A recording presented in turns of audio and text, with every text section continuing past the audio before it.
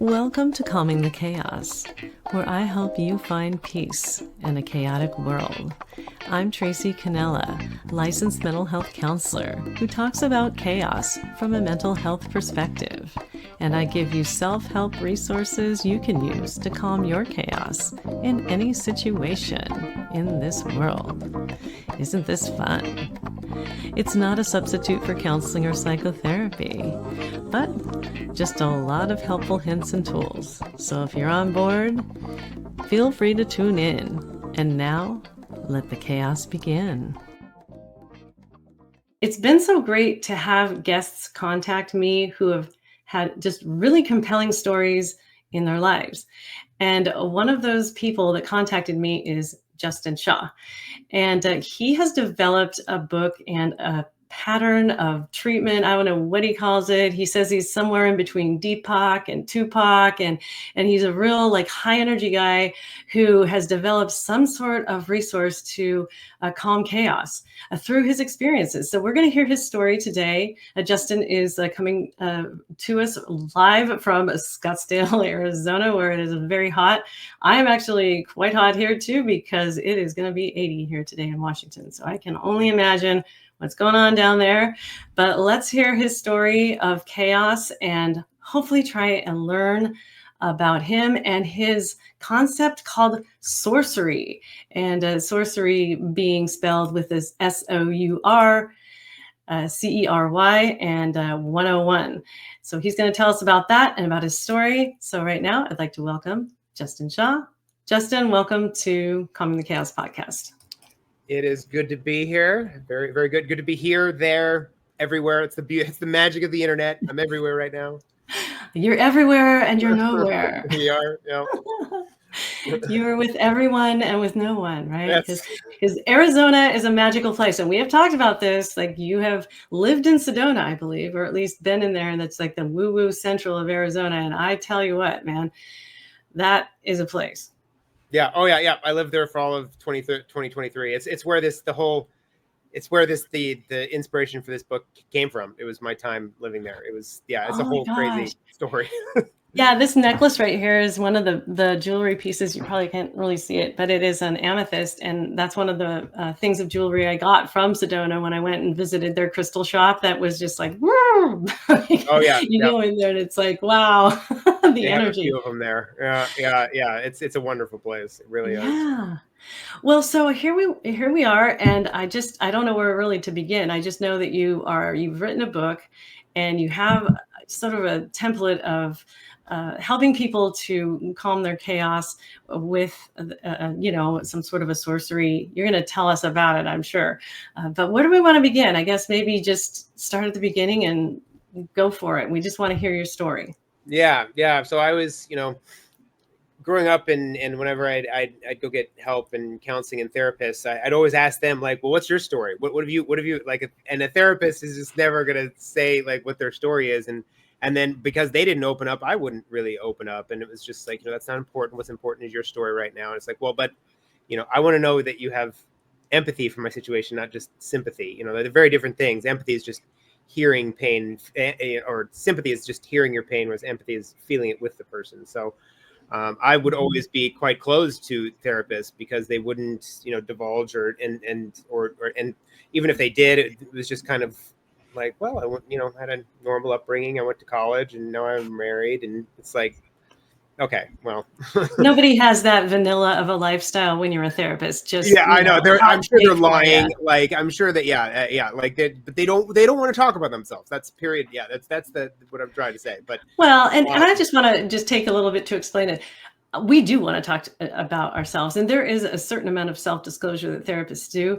And at the same time, we're not supposed to, because it's all about you in your session. So what I'm not attacking therapy at all. It's when I was kind of an obnoxious teenager. This is a good start to our interview, though. I can tell you're a feisty one. I love therapy. I love therapy, and I love talking through my own stuff. But as a teenager, I was really obnoxious. I really was, kind of well, what do you know?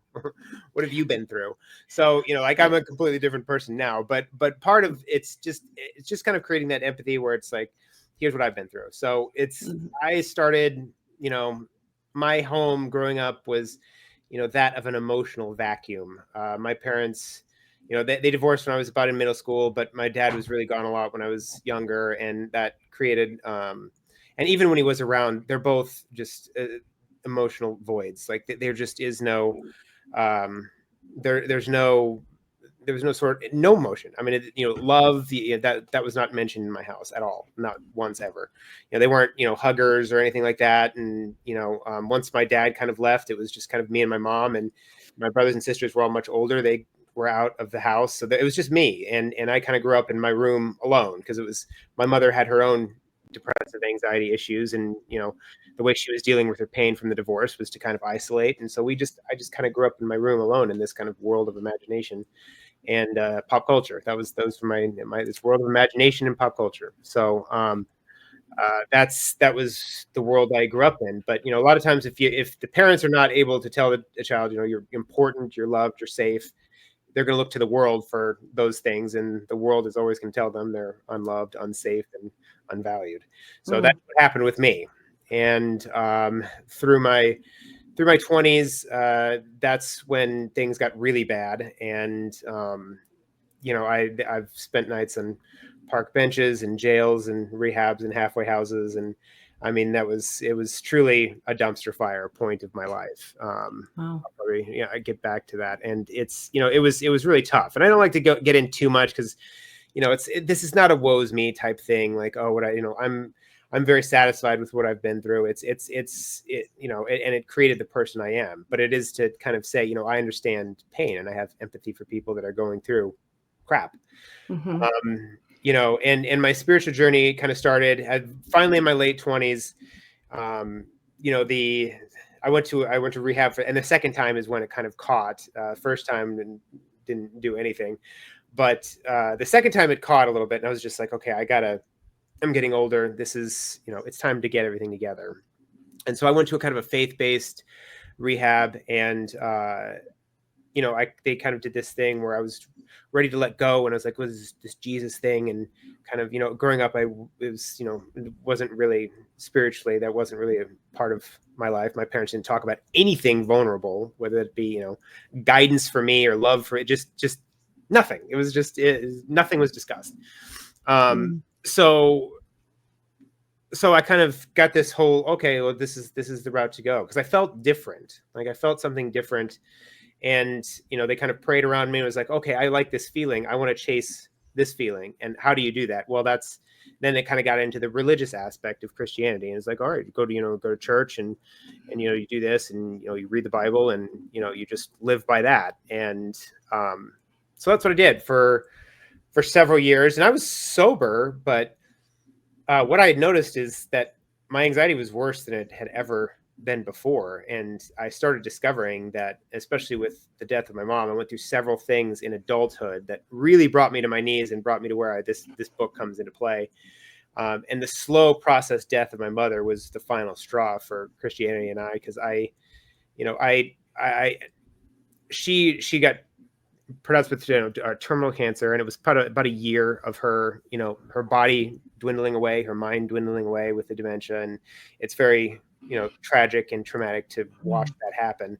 But what made it 10 times worse is this crap programming that pastors had put into my head, that because she didn't go to church, she was going to hell. So, instead of being this kind of shepherd of the afterlife that I would be now, where it's like, be excited for her and be like, Mom, it's going to be like taking off a tight shoe, like the pain is over. Like I'd be a completely different person and be more, but instead I was just this extremely tight, fearful person. And it must've made things even worse for her to be around me. I tried not to have that kind of energy, but I couldn't help it. It was what I was programmed to do. So after this all happened and she went, I started really reevaluating things, because this was no longer working. And, I felt like Christianity is this real nice looking big house, and it's real pretty and nice inside, but it's built on this cracked foundation of fear and judgment. And, at some point, that house can crumble. And at that point, that's when it crumbled, is the death of my mother. And it was working until it didn't. And then it really didn't work. So, the world is a world of gray. Bible, Christianity, it can be both helpful and destructive. You know, two things can be true at once. Yeah. And that's a lot of religion, I think. But you know, you can take all the amazing parts of religion and keep all that stuff and keep all the dogma and fear and judgment that they try to program you with to keep you in that religion.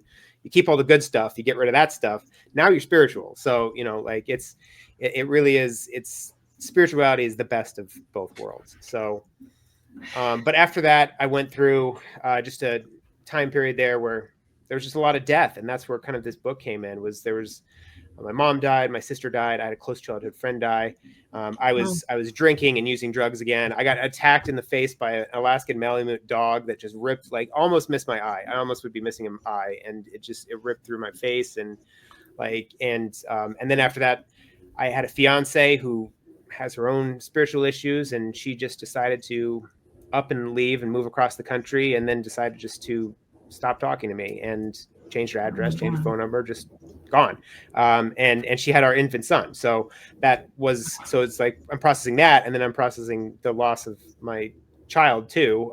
You know, and it's hard because I can't fully grieve someone who's still alive. So it was a very tough period, and I still have not talked to them or seen them, and we'll see where that goes in the future. But you know, he's 3 now, and I haven't seen him in a couple of years. So it's tough. And these are things that, you know, I understand pain.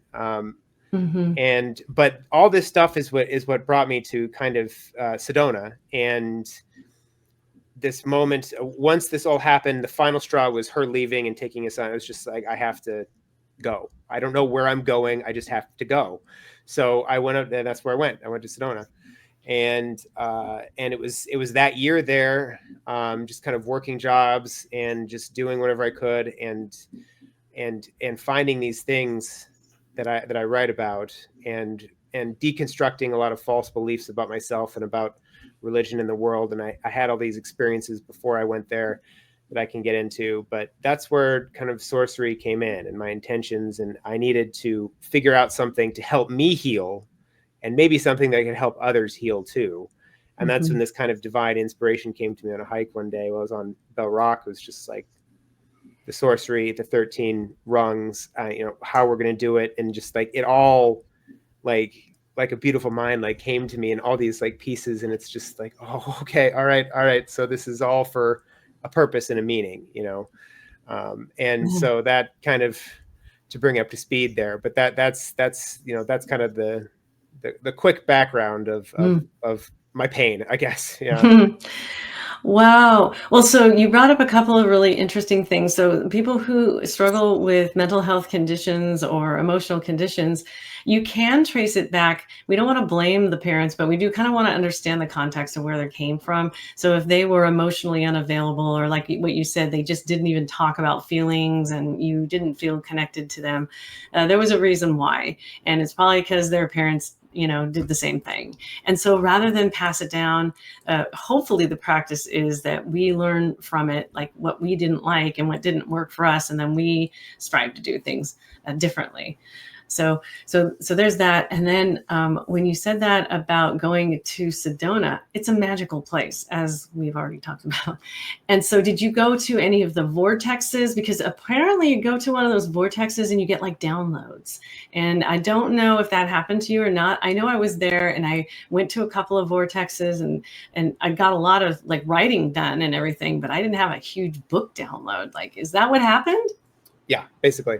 I went there, and the first day I was there in Sedona, I went to Bell Rock and did this hour meditation, placed my intentions to say, what do I do with my life? Because right now things aren't going so well, you know, like, so, you know, it's like, I'm going to just let the vortex take care of me and let me know what I'm supposed to do. This is the lowest point of my life. It's just like, God, I really could use some adjustments here. I need to figure out what to do with all this pain and emotion. And, you know, I want to do something that fulfills me.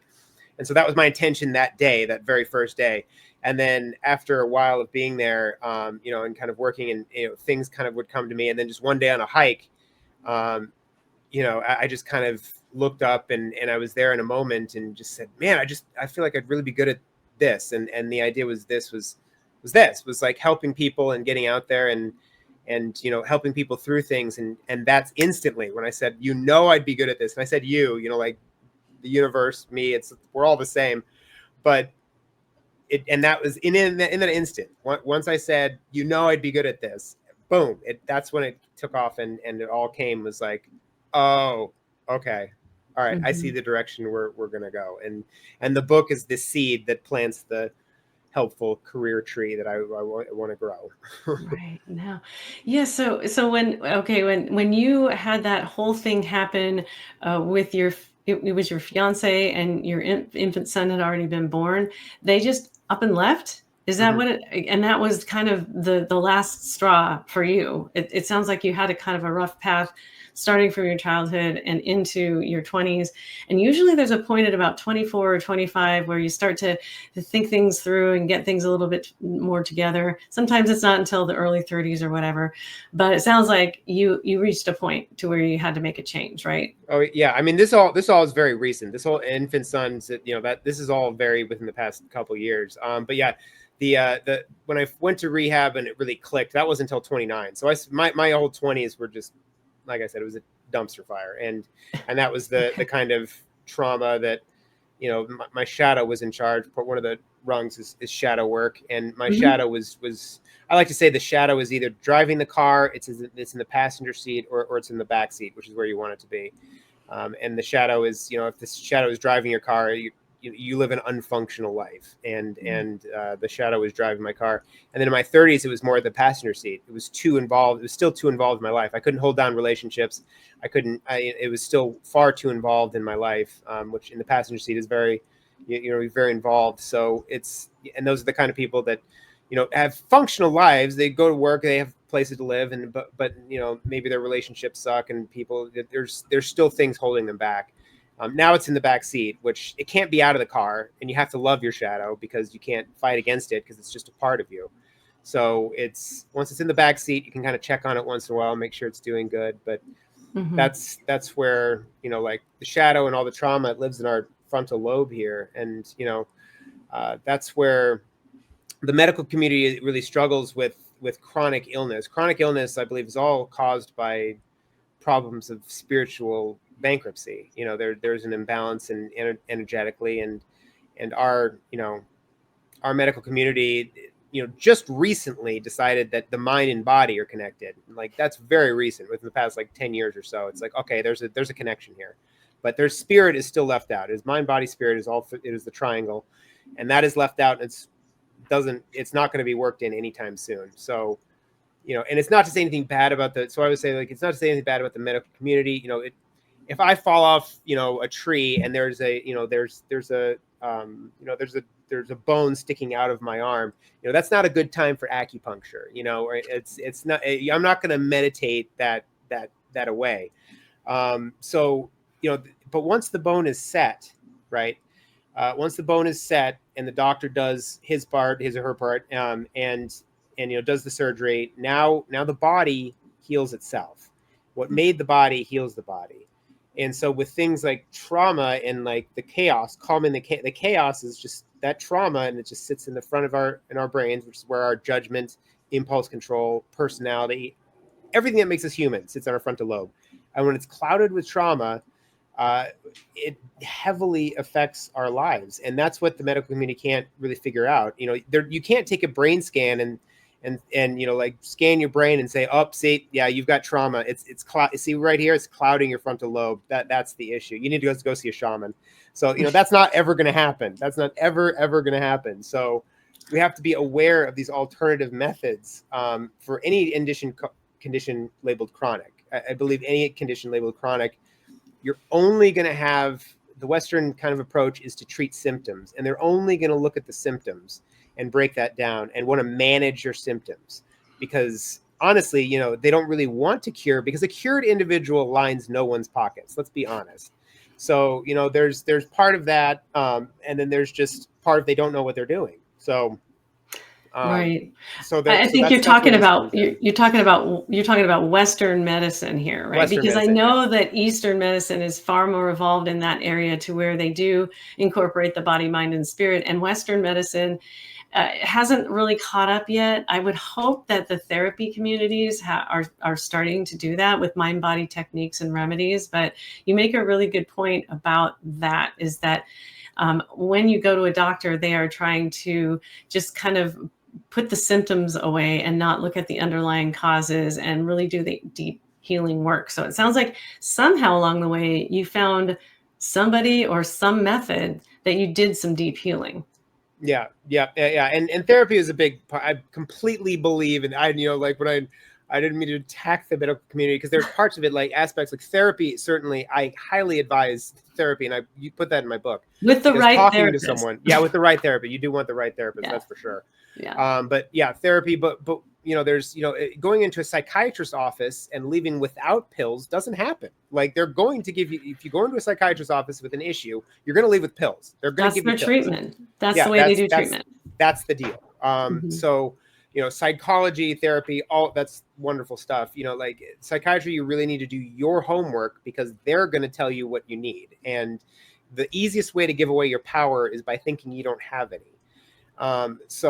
It's just extremely important people do their homework before they really get into that. And I'm not, if the pills are working fine, there's still other ways, you can kind of be a sorcerer, as I say, on pills as well. But, and it can, both and, they don't have to be at odds, Eastern and Western medicine. It can be, kind of both and can be a good angle to go at it. But, holistic medicine means thinking of everything, not, and Western medicine is shoved in our face. We got that.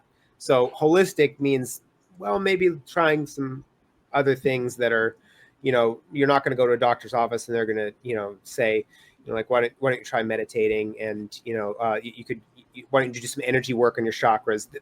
It's not going to happen. They may not even know what chakras are. Yeah, they have no idea. They have no idea. So it's important. That's why I'm here and you're here, and we're trying to get out some alternative methods out there. Well, I wanted to ask you and circle back to the death of your mother, or when she was dying in that really, really painful phase, because it sounds like when you were going through that, the thing that helped you in the past, which was Christianity or religion, no longer was helpful to you when you started thinking about it in terms of, well, like, is my mom actually, if she's not a believer, going to go to hell? And you really questioned that programming. So I wonder how are you able to get out of that? I know a lot of people that I've seen as clients have had, anything from that kind of programming with religion or a spirituality. It's not even spirituality. It's more like a religious sort of belief system, to people who have been in cults or, all that stuff. But how did you get around that and reconcile the fact that, okay, my mother has died. Is she in a place where I can communicate with her? Or if you want to share about that, that'd be great, because I know many people that I work with have lost parents or loved ones, and they don't have a whole big spiritual base, or maybe they do and they didn't trust it. I don't know if your sorcery method can help with that, but I'm just kind of stabbing in the dark here and wondering how you got through that part of your life. Yeah, that was it was certainly a really tough time, and because of how I just started. So the whole sorcery thing is to question everything. And so, like one of the rungs, the 13 rungs is goats over sheep. And, goat stands for greatest of all time. And sheep is, we know what sheep are. And the one step to kind of have that goat mentality, goats don't necessarily listen to people. They'll listen to people, but then they'll make up their own minds of what they know is true. And, I just decided to stop being a sheep. I just was like, you know what, I'm going to start questioning this stuff. And this doesn't sound right to me. This doesn't sound, like the Bible is that gray zone of it's both truth and lies. It is founded in divine wisdom, and then there's human fingerprints all over it. And so I realized that, that although it started as something good, over the years it's been, translated and done over, and we don't even know who wrote this section, and who wrote the New Testament. I thought this was the Gospel of John. John didn't write this? No, we don't know who wrote it. And it's just like, there's all these things when you get deeper and deeper into it. It's like, this is none of this is sounding right to me. Like none of it. There's some good stuff in here, but then there's some really harmful, nasty stuff that I think was meant to control people. And fear is the number one way to control people. You got to keep them in line. You got to keep the sheep in line, keep coming and coming to church and doing what they say. And fear is the has been since the beginning of time. And you ask any tyrant, fear is the way to control people. But control is an illusion. Like, we think we're controlling, and it looks like we're control, but there is no control. Control is an illusion. And so I started just really becoming a questioner of things and coming out of that. And I had my experiences, the meditation and doing these things that are supposedly taboo in the Christian way of life. And, that you're not supposed to do these things. And the idea of death and contacting and, like the paranormal, and there's all these things and everything's taboo and you're not, but I started doing them and living this other way of life. And that's what really, and it was just being curious. That's really what was like, I'm not going to do this. I don't believe some of this stuff. It doesn't sound right. Doesn't feel right. I'm going to get curious. And that's what helped me to have some of these experiences of kind of these moments of true awakening, of this source energy coming around me, and these crazy experiences that I had. It's very paradoxical, because what stands in the way of us having a true religious experience is religion itself. It's what I found is what happened when I had this true religious experience when I dropped my religion.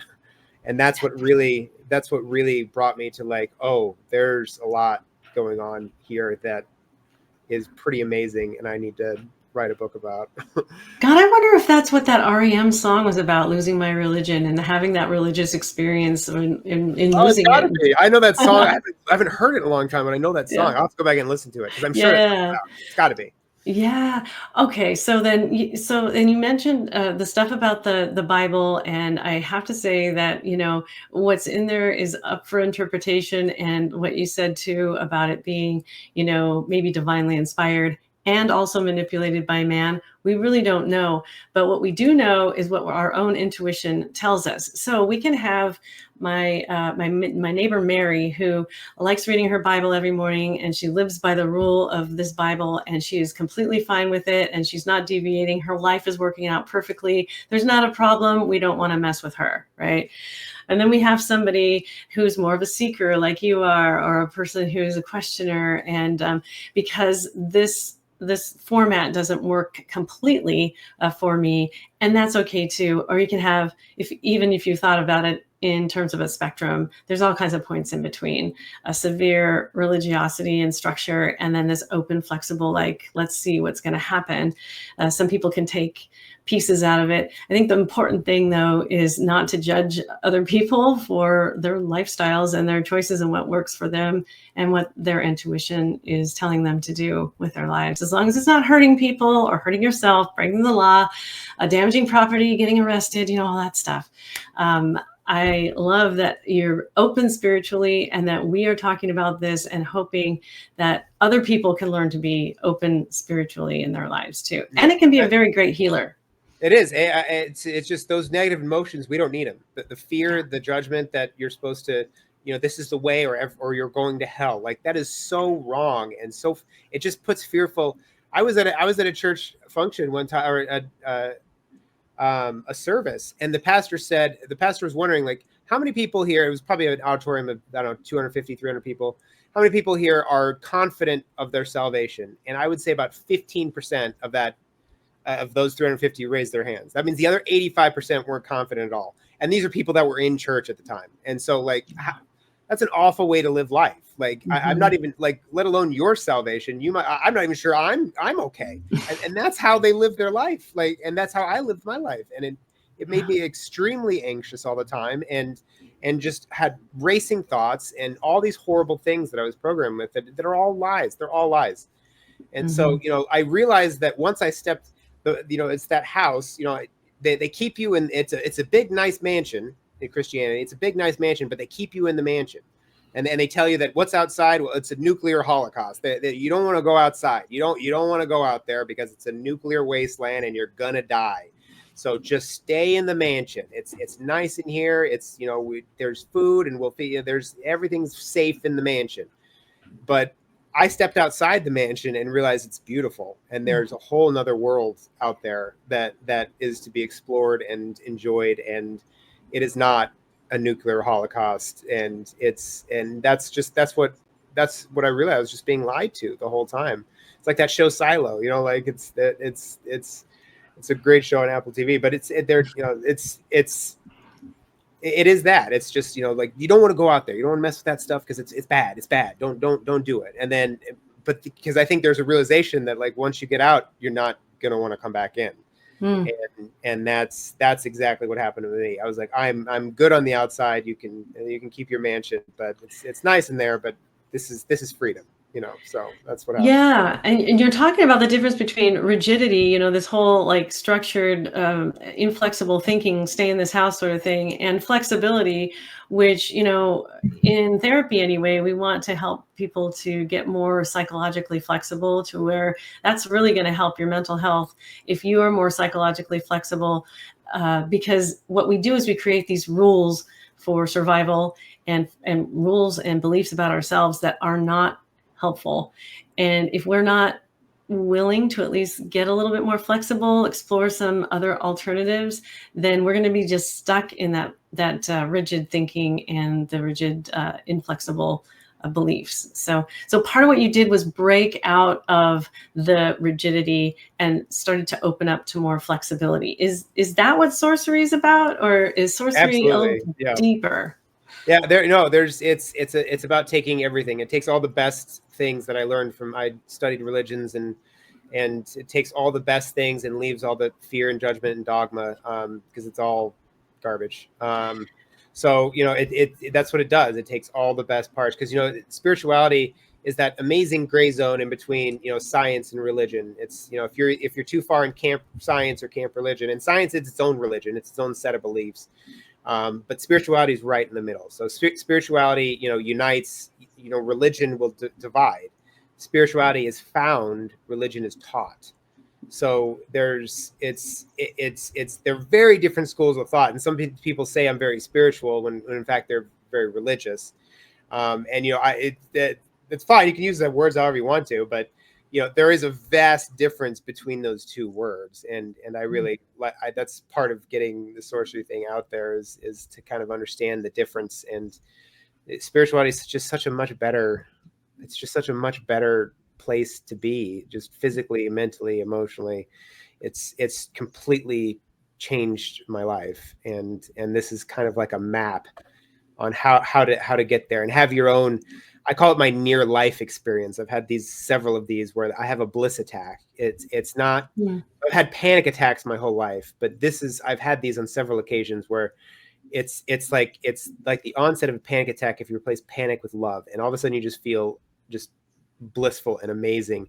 And at the same time, you're getting downloads from the universe, because I realized the first time this happened, I was in airplane mode my whole life.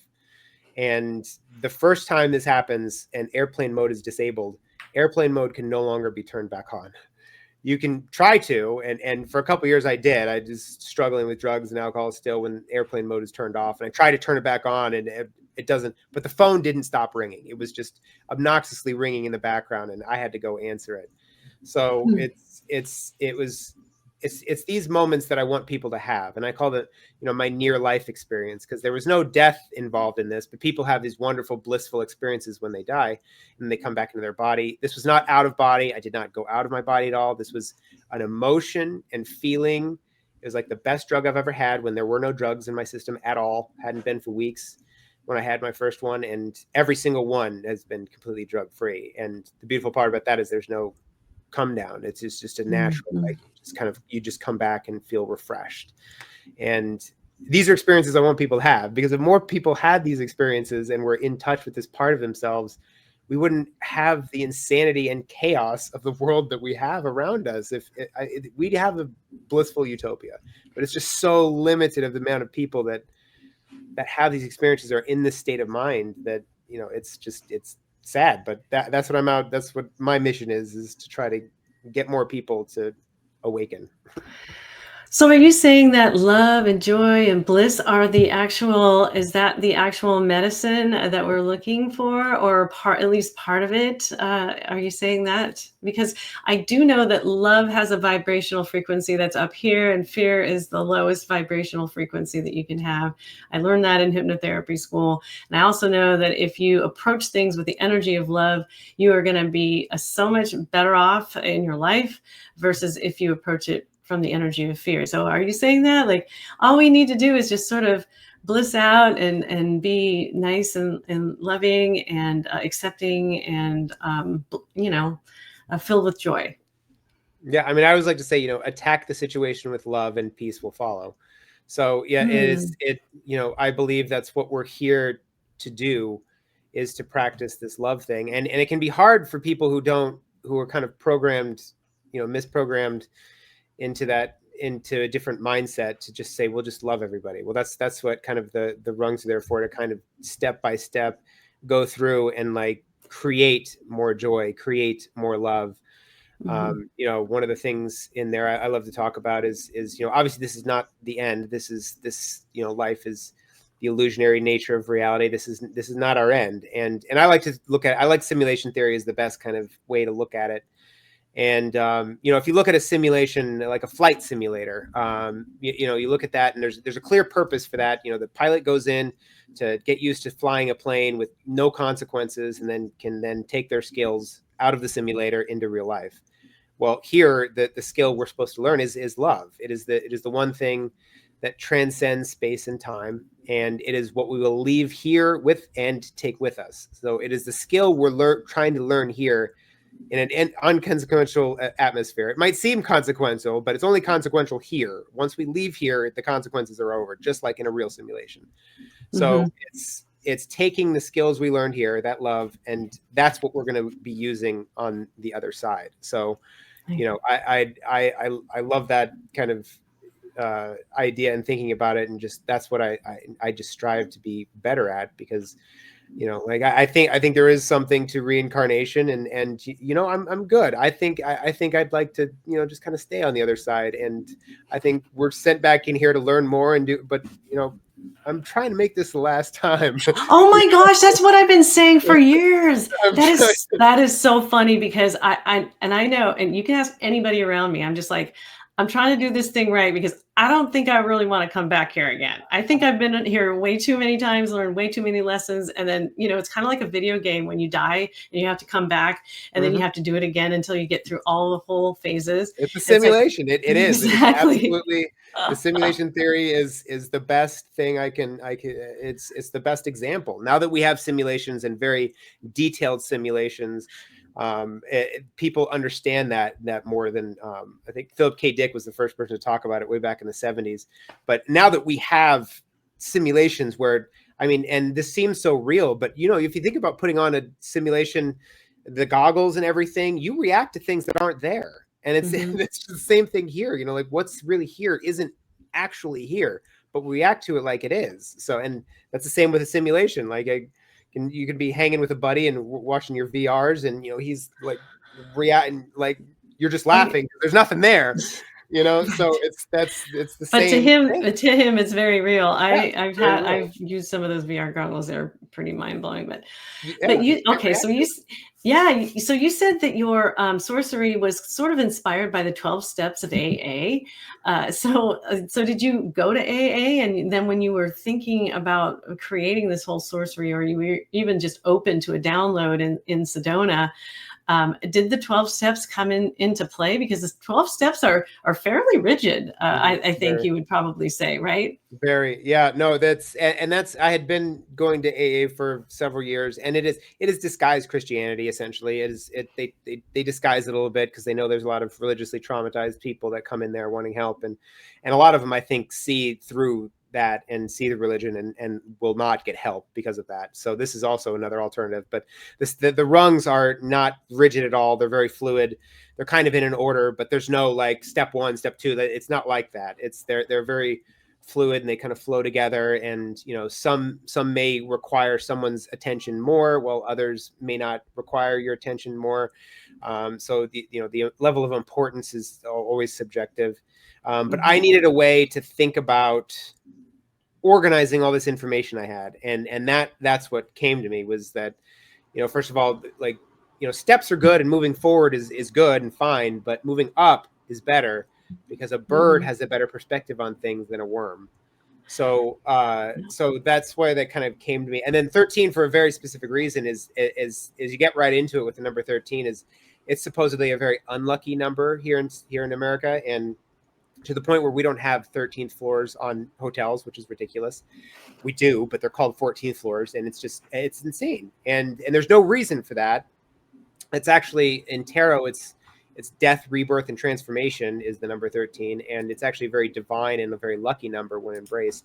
So right away with 13, you're starting to question your reality, because 13 is not unlucky; it's actually very lucky. So immediately with that number, I want people to start thinking of things that they think are true, and might not be. So that's the whole inspiration behind it. Yeah. So this is 13 rungs of sorcery versus the 12 steps. And I did want to put your book on the screen here so people could see that. 13 rungs to a higher elevation of consciousness. And that is Sorcery 101. You can get it on Amazon. And also, I think you have a website now as well. And really what I think I'm hearing you say is that it is a more flexible approach. It's a more open approach. And you are able to develop it through your life experiences. And it will help people do, it sounds like in your description here, addictions to gambling, food, shopping, sex, drugs, and probably all kinds of other problematic behaviors, would you say? Oh yeah, everything. And the biggest one these days is the phone addiction, social media addiction. That's a big one. You know, if you're constantly being a human doing, you know, Source cannot speak to you and have these amazing things happen, because you're having a constant convergent focus on something. You know, Source during the meditation, and it makes you have a divergent focus on things, which is a broadening of the focus on everything. And so that's kind of the idea behind it. And so yeah, that's fantastic. Yeah. And if you can't afford one, I've got free e-codes. You can email me as well. We've got several of those. I'm just trying to get the information out there. I'm not even trying to make money at this point, but yeah, well, spoken like a true woo-woo Sedona person, for sure. So shamanic system is what you have. You mentioned a shaman before. Have you actually been in the presence of or trained by a shaman? I actually was thinking about becoming a shaman at one point in time. Now I think I might become an astrologer. I'm not really sure what I'm going to do, but like when I retire and stuff, I'm going to do something different, you know, just as a hobby. But yeah, have you ever met a shaman or been trained by a shaman? Yes. Yeah. That was the very first, the very beginning of my deconstructing of my of the kind of religious ways and all my limiting beliefs. I met with a shaman in 2020 and late 2020, and I spent about 2 weeks with him, and those 2 weeks were more helpful than all the Christianity and AA and even therapy. And those 2 weeks, everything, just what he was saying to me, and like, you know, getting me to question things and introducing me to kind of the shadow work. And then I went to a place called the Sanctuary in Sedona. It's a treatment center that's based around shamanism and holistic healing.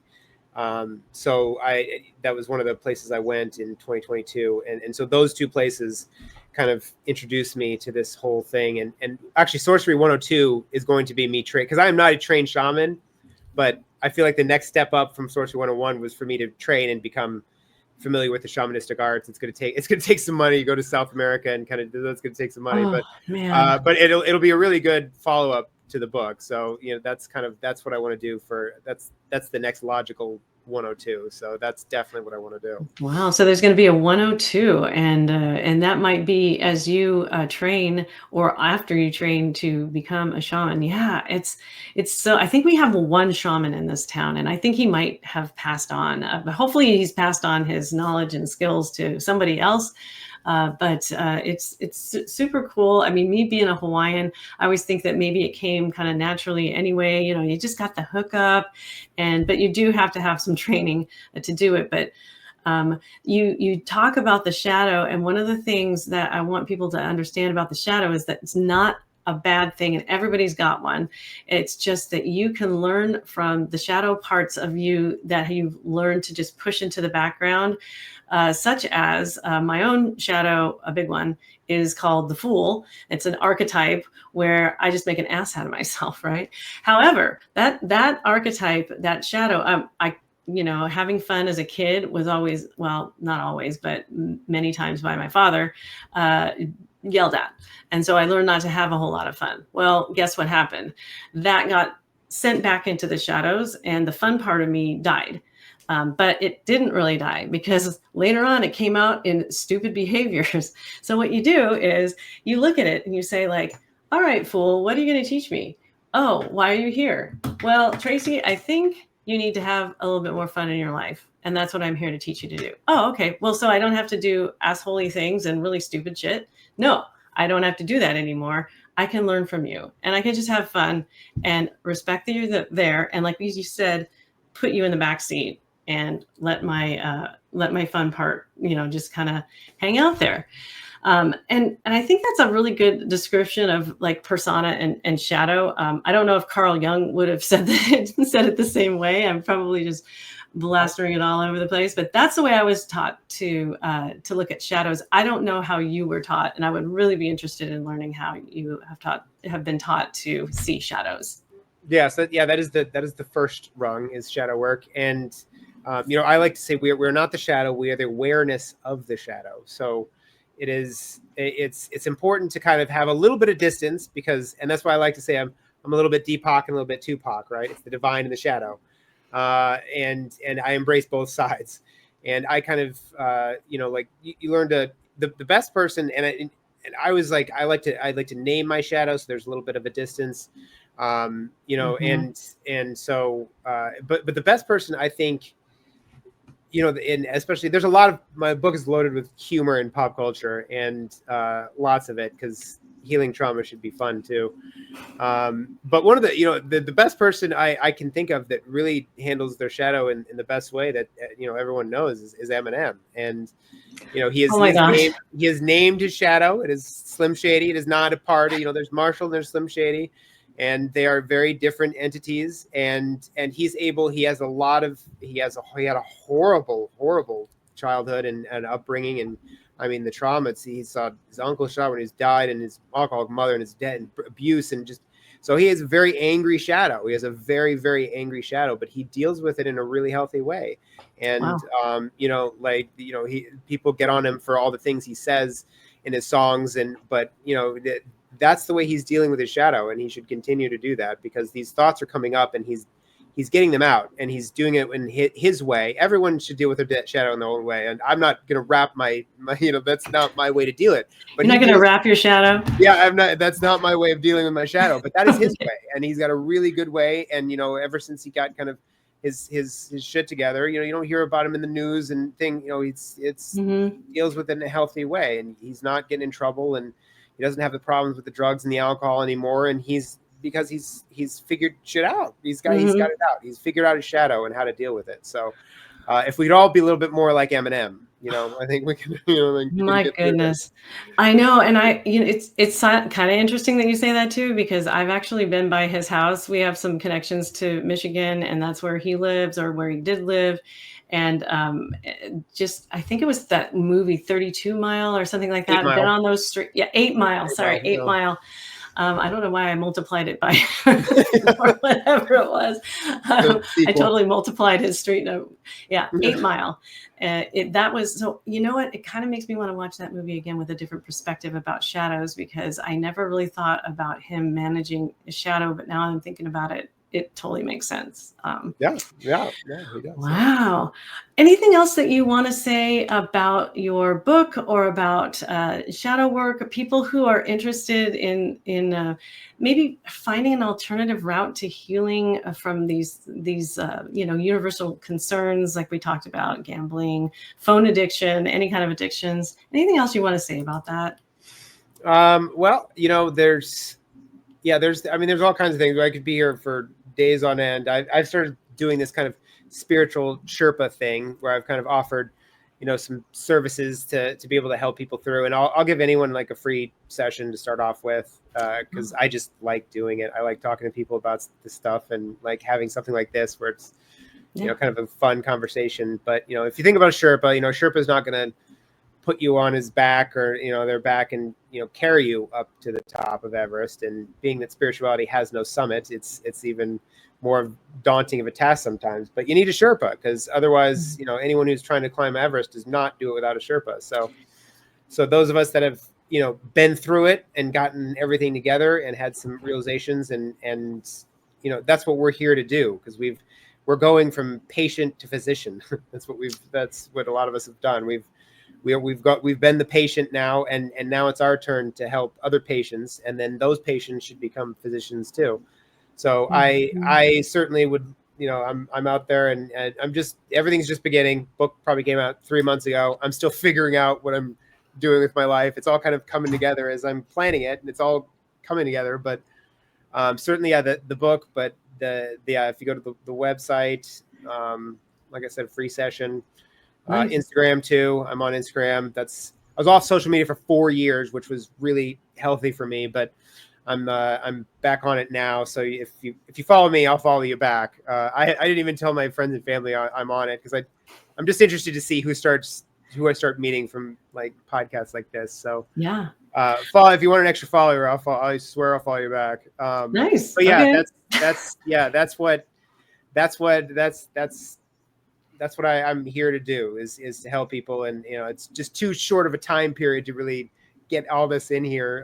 But there is time, just not right this moment. So, but if you're interested, I'm around. Yeah. Awesome. That is wonderful. So I am going to, for the people who are just listening and not seeing, the website on the screen is www.awakenthesorcerer, and sorcerer is spelled SOURCERER, and that's one big word.com. That is the website. And then the Instagram is @sorcerer, SOURCERER_13. Of course, 13 is the lucky number. If you've ever been to the Winchester House of Mysteries in California, there's all kinds of 13s in that. And a Friday the 13th is coming up, I believe, in June. In June, so, yeah. Well, I really appreciated having you here today. And he did offer a free session and also a free follow on Instagram. So I don't know. I think that is a pretty good deal. And so check him out. And this podcast episode, I'm going to actually tag your Instagram in that, and so that people will actually see it and possibly follow you. So who knows what might come of that. So for sure.